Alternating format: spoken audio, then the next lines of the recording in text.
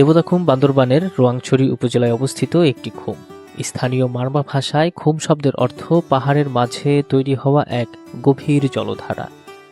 একসময় পাহাড়ি মানুষের বিশ্বাস ছিল এই খুমে দেবতা বা পাহাড়িদের আত্মা বসবাস করে। সেই বিশ্বাস থেকেই নাম দেওয়া হয় দেবতাখুম। আগে এই জায়গাটি ছিল খুবই রহস্যময় ও দুর্গম। সাধারণ মানুষের প্রবেশ প্রায় নিষিদ্ধ ছিল। 2000 সালের পরে কিছু অ্যাডভেঞ্চার প্রিয় পর্যটকরা দেবতাখুম সম্পর্কে জানতে পারে এবং এক পর্যায়ে সোশ্যাল মিডিয়ার মাধ্যমে বাংলাদেশের সর্বত্র এর সৌন্দর্য ছড়িয়ে পড়ে। বর্তমান বাংলাদেশ সরকার ও প্রশাসন পর্যটকদের নিরাপত্তার জন্য নিরলসভাবে কাজ করে যাচ্ছে, যার ফলে দেবতাখুম বাংলাদেশের পর্যটকদের কাছে অন্যতম একটি জনপ্রিয় পর্যটন স্পট হিসেবে জায়গা করে নিয়েছে। তবে এর ইতিহাস আমাদের শেখায় প্রকৃতিকে সম্মান করতে হবে, স্থানীয় সংস্কৃতি ও বিশ্বাসকে গুরুত্ব দিতে হবে। দেবতাখুম শুধু একটি ভ্রমণ গন্তব্য নয়, এটি পাহাড়ি মানুষের বিশ্বাস, প্রকৃতির শক্তি আর সময়ের সাক্ষী হিসেবে দাঁড়িয়ে থাকা এক অনন্য স্থান। প্রিয় বন্ধুরা, আজ আপনাদের সাথে সারা দিন জুড়ে ঘুরে দেখাবো দেবতাখুমের অপার সৌন্দর্য। সেই সাথে জানিয়ে দেব দেবতাখুম কোথায় অবস্থিত, কিভাবে যাবেন, কত টাকা খরচ হবে। আমাদের ভ্রমণ যাত্রা শুরু হয় বান্দরবান শহর থেকে। সারা বাংলাদেশের যে কোনো জায়গা থেকে আসা যায় বান্দরবান। ঢাকা থেকে গাড়ি ভেদে ভাড়া পড়বে জনপ্রতি 620 টাকা থেকে 1700 টাকা পর্যন্ত। আমরা বান্দরবান আসার আগেই হোটেল প্লাজায় রুম বুক করে রাখি। আমাদের রুম ভাড়া কাপল বেড 2200 টাকা করে। রুমের ভেতরে যা যা থাকা দরকার তার সবকিছুই আছে। সকালে নাস্তা খেয়ে আমরা রওনা করি রোয়াংছড়ির উদ্দেশ্যে। যেতে সময় লাগবে আনুমানিক 1 ঘন্টার মতো। যাওয়া আসা চাঁদের গাড়ি ভাড়া দিতে হবে মোট 7000 টাকা। গাড়ি আমাদের নিয়ে যাবে কচ্ছপতলী বাজার পর্যন্ত। সেখান থেকে লোকাল গাইড নিয়ে পায়ে হেঁটে যেতে হবে নৌকার ঘাট পর্যন্ত। গাইড সবার প্রথমে আমাদের সবার এনআইডি কার্ডের ফটোকপি সংগ্রহ করে এবং সেনাবাহিনীর কাছ থেকে অনুমতি নিয়ে নেয়। তারপর আমাদের ফাইনালি যাত্রা শুরু করি পাহাড়ি পথ ধরে হেঁটে চলা। চারপাশে বিশাল বিশাল পাহাড়ের দখলদারি। পাহাড়ের গা বেয়ে নেমে গেছে গিরিপথ। মাঝে মাঝে খাড়া নিচে নামতে হয়। আর এই হাঁটাই হলো পাহাড়ের আসল অ্যাডভেঞ্চার। সাবধানে দেখে বুঝে পথ চলতে হয়। এভাবে পথ চলার আলাদা একটা অভিজ্ঞতার দরকার আছে। যারা পাহাড়ে ঘুরতে আসে তাদের এই অভিজ্ঞতাটা হয়ে যায়। কোথাও আবার ছোট ছোট ঝিরিপথ। শীতের সকালে ঠান্ডা স্বচ্ছ পানিতে পা ভিজিয়ে আমরা পথ চলতে থাকি। যেতে যেতে আমাদের চোখের সামনে ধরা পড়ে বিশাল এক পাড়া, যার নাম শিলবান্ধা। এটি একটি পাহাড়ি গ্রাম। এই গ্রামের ভেতর দিয়েই যেতে হয় দেবতাখুম। প্রিয় বন্ধুরা, আমরা আস্তে আস্তে শিলবান্ধা পাড়ায় চলে এসেছি। এই তো হাঁটতে হাঁটতে একেবারে আমরা টায়ার্ড হয়ে গেছি, কিন্তু ভালো লাগার আসলে শেষ নাই। সুন্দর, সব সময় সুন্দর। আসলে ফুলে কাটা থাকে, ফুল সুন্দর। তো এই যে হাঁটা পথের দীর্ঘ ক্লান্তি, এক একটা ঘর বাড়ি, মানে আমরাও তো গ্রামে ঘর বাড়ি বানাই, পাহাড়িরাও বানাই। দেখেন পার্থক্যটা কিন্তু অনেক। এই যে কি সুন্দর করে বাঁশ চাটাইয়ের ঘর, এখানেই থাকতে ইচ্ছে করে। ডানে বামে কত সুন্দর ঘর। এই যে সামনের ঘরটাতে দেখেন কত সুন্দর করে বারান্দা করছে, মানে অন্যরকম একটা চিলে কোঠা টাইপের। যাই হোক, আমরা এই মেঠো পথ ধরে হেঁটে যাচ্ছি এক একজনের বাড়ির আঙিনা বা উঠোন ধরে।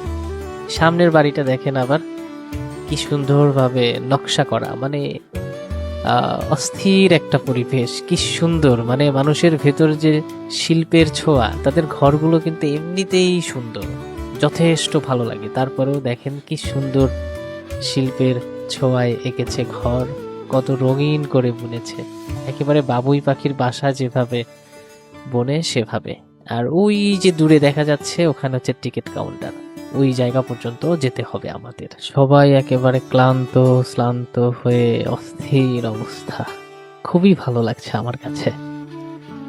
দেবতাখুম যাওয়ার পথে শিলবান্ধা পাড়ার পরে এই যে গেটটা দেখছেন, এটাই মূলত আপনার এখান থেকে, অর্থাৎ আপনি যে নৌকায় উঠবেন, ভেলায় উঠবেন, তার জন্য যে টিকিট প্রাইস সেটা এখান থেকে নিতে হবে। এখানে প্রবেশ মূল্য জন প্রতি 200 টাকা করে। আর যে টিকিটটা একবার বিক্রয় হয়ে যাবে তার ফেরত না, সেটাই লেখা আছে। প্রকৃতির সৌন্দর্য রক্ষা করুন, আবর্জনা ডাস্টবিনে ফেলবেন, এসব লেখা আছে। আর সবাই এই তো, আর এই পাশে লেখা আছে আই লাভ দেবতাখুম। এখানে দাঁড়িয়ে অনেকেই ছবিও তোলে। আর এই তো এখন সামনের দিকে যাচ্ছি, দেখা যাক। আর এই যে ডানে বামে কিন্তু ঝিরি পথ, অসংখ্য ঝিরি রয়েছে এখানে এবং পাথর। আমরা জনপ্রতি 200 টাকা করে টিকিট সংগ্রহ করি। আমরা টিকিট কাটার পর আবারও সেই কাঙ্ক্ষিত জায়গার জন্য রওনা করি। আর এখান থেকেই শুরু হয় ভ্রমণের আসল সৌন্দর্য। দেবতাখুমের বুকের ভেতর থেকে বের করে দেয়া স্বচ্ছ নীল জলরাশি দল বেঁধে ছুটে যাচ্ছে আশেপাশের পাহাড়ি গ্রামগুলোতে। ঝিরির পানিই পাহাড়িদের একমাত্র ভরসা। আল্লাহর সৃষ্টির কোনো কিছুই অনর্থক নয়। আল্লাহর সৃষ্টির নৈপুণ্যতা দেখতে দেখতে আমরা চলে এলাম নৌকার ঘাটে। এবার দেখব আর দেখাবো আমার চোখে দেবতাখুম। মাশাআল্লাহ, আমরা নৌকায় উঠে পড়েছি। এবার আমরা যাচ্ছি আস্তে আস্তে করে দেবতাখুম। এখানে কিন্তু 2টা পার্ট আছে, মাঝখানে একটা পার্টিশন আছে পাথরের। আমরা প্রথমত অবস্থায় নৌকায় উঠেছি, আর দ্বিতীয় স্টেপে আবারও নৌকা বা ভেলায় উঠতে হবে। আর এই যে দেখেন, ওরে সর্বনাশ, সুবহানাল্লাহ, কি বড় বিশাল পাথরের আবরণ দুই পাশেই, একেবারে দৃষ্টিনন্দন, চোখ জুড়িয়ে যায়। আমরা প্রায় কাছাকাছি চলে আসছি। এই যে ছোট ছোট নৌকা, এরা মূলত হচ্ছে ওই পারের লোকজনদেরকে নিয়ে আসে। আর এপারে নেমে সামনে হচ্ছে একটা জায়গা রয়েছে, এখান থেকে আপনাকে নৌকার সিরিয়াল নিতে হবে। আপনাকে অপশন দেওয়া হবে আপনি নৌকায় যাবেন নাকি বাঁশের ভেলাতে যাবেন, যেটাতে খুশি সেটাতেই যেতে পারেন। আর জনপ্রতি 200 টাকা করে তো আমরা প্রথমেই দিয়েছি সেই কাউন্টারে, ওটাই এখানকার নৌকা ভাড়া। তো আমরা দ্বিতীয়বারের মতো আবারও নৌকা চেঞ্জ করে যাচ্ছি দেবতাখুমের দিকে। ভেতরে সাথে সাথে পরিবেশ, চারপাশে সবুজ, একটা ঠান্ডা হিমেল হাওয়া বইছে। তাপমাত্রা কিন্তু এই মুহূর্তে যদিও প্রচুর শীত, সারা বাংলাদেশে 10-15 ডিগ্রি সেলসিয়াস, কিন্তু এই জায়গাতে তাপমাত্রা অত্যন্ত সহনীয়। আমরা যে শীতের প্রচুর পরিমাণে প্রস্তুতি নিয়ে এসেছিলাম তার কোনো কিছুই লাগেনি, অর্থাৎ সব বিফলে গেছে। তবে চাঁদের গাড়িতে যখন আপনি আসবেন তখন প্রচণ্ড লেভেলের ঠান্ডা লাগবে, আর এখানে যখন ঢুকবেন তখন কিন্তু অতটা ঠান্ডা লাগবে না। তো দেখেন কি সুন্দর, আল্লাহ, আমি আর কি বলবো, এটা বলার মতো আসলে কিছু থাকে না। দেবতাখুম যেন প্রকৃতির হাতে আঁকা এক নিখুঁত জল রঙের ছবি, নীরব, গভীর আর মুগ্ধতায় ভরা। বান্দরবানের পাহাড়ে ঘেরা এই খুমের চারপাশে উঁচু উঁচু পাথরে দেয়াল, যেগুলো সবুজ শ্যাওলা আর লতা পাতায় মোড়ানো। সূর্যের আলো যখন সরু ফাঁক বেয়ে নেমে আসে তখন পানির বুকে তৈরি হয় রূপালী আভা, মনে হয় স্বর্গের কোনো দরজা খুলে গেছে। খুমের পানির রং কখনো গাঢ় নীল, কখনো সবুজ। আকাশ আর পাহাড়ের ছায়া মিলে এক রহস্যময় গভীরতা সৃষ্টি করে। চারপাশে পাহাড়ি ঝর্ণার কলকল ধ্বনি, পাখির ডাক আর বাতাসে পাতার মৃদু ফিসফিসানি মিলে মিশে একাকার হয়ে অপার্থিব সৌন্দর্য তৈরি করে। সেখানে দাঁড়ালে শহরের কোলাহল যেন মুহূর্তেই হারিয়ে যায়, ভুলে যেতে মন চায় ঝঞ্ঝালে ভরা জীবনে থাকা সেই মুহূর্তগুলো। দেবতাখুম শুধু একটি দর্শনীয় স্থান নয়, এটি এক অনুভূতি, যেখানে প্রকৃতি নিঃশব্দে নিজের সৌন্দর্য মেলে ধরে আর মানুষ বিস্ময়ে নতজানু হয়ে পড়ে সেই সৌন্দর্যের দিকে। অনেকেই আছে এই খুমে গিয়ে লাফালাফি শুরু করে। আসলে বান্দরবান থেকে রোয়াংছড়ির 1 ঘন্টার যে জার্নিটা, পাহাড়ের উঁচু নিচু রাস্তা মারিয়ে আসতে হয়। এই সময় কিন্তু সবাই খুব ক্লান্ত থাকে। আর বান্দরবান এসে তো একটা দিন রেস্ট করার কোনো সুযোগ নেই। ঢাকা থেকে বা বাংলাদেশের যে কোনো প্রান্ত থেকে আসেন, আপনাকে এসেই তো সেই গন্তব্যের দিকে ছুটতে হয়। তো এই যে ক্লান্ত শরীর, এরপরেও পায়ে হেঁটে পাহাড়ি পথ, ঝিরি পথ পাড়ি দিয়ে দিয়ে আসতে হয়, অনেক ক্লান্ত থাকে শরীর।